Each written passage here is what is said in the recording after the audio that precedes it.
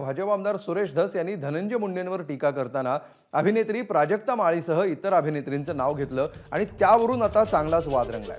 सुरेश धस यांच्या वक्तव्याविरोधात अभिनेत्री प्राजक्ता माळीनं महिला आयोगाकडे तक्रार केली आणि सुरेश धस यांनी जाहीर माफी मागावी अशी मागणी केली आहे। तर केवळ वैयक्तिक स्वार्थासाठी महिला कलाकारांना टार्गेट करण्यात येत असल्याचा आरोप प्राजक्ता माळीनं केलाय। जेव्हा एक लोकप्रतिनिधी असतो जो हजारो लाखोंचं नेतृत्व करतो, लाखो जनता त्यांच्या विचारांना फॉलो करते, जेव्हा ते बोलतात तेव्हा त्यांची विचारधारा लाखोंची विचारधारा होते, ते त्या गोष्टींवर कुठेतरी ठसा उमटवतात आणि खरी आहे असं भासवतात, तेव्हा मात्र ही फार गंभीर बाब होऊन जाते। माझा एक बेसिक प्रश्न आहे सुरेश धस साहेबांना, तुम्ही एक राजकारणी आहात, आम्ही एक कलाकार आहोत।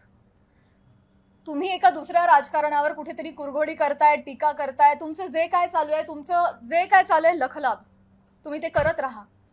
या सगळ्यांमध्ये तुम्ही कलाकारांना का खेचता? महिलांची नावं घेऊन अतिशय कष्टानं ज्या महिला अतिशय छोट्या फॅमिलीमधून येऊन संघर्षमय आयुष्य जगत मोठ्या होतात आणि आपलं एक नाव कमवतात, त्यांची प्रतिमा ते असं बोलून डागाळतात, हे कितपत योग्य आहे? त्यांनी त्यांच्या वैयक्तिक स्वार्थासाठी फिल्म इंडस्ट्रीमध्ये काम करणाऱ्या महिलांची नावं घेतली, त्याचा वापर केला, गैरवापर केला। त्यांनी स्वतःचा TRP वाढवण्यासाठी महिलांची नावं घेतली, अतिशय कुत्सितपणे टिप्पणी केली, अतिशय कुत्सितपणे प्रसार माध्यमांसमोर हशा पिकवण्यासाठी त्यांनी उपयोग केलेला आहे। हे वागणं महाराष्ट्रातल्या राजकारण्यांना शोभत नाही, ही अतिशय निंदनीय बाब आहे।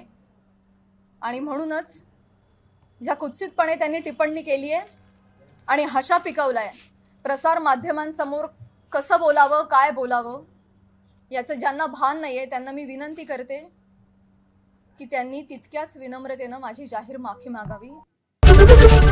एबीपी माझा, उघडा डोळे बघा नीट।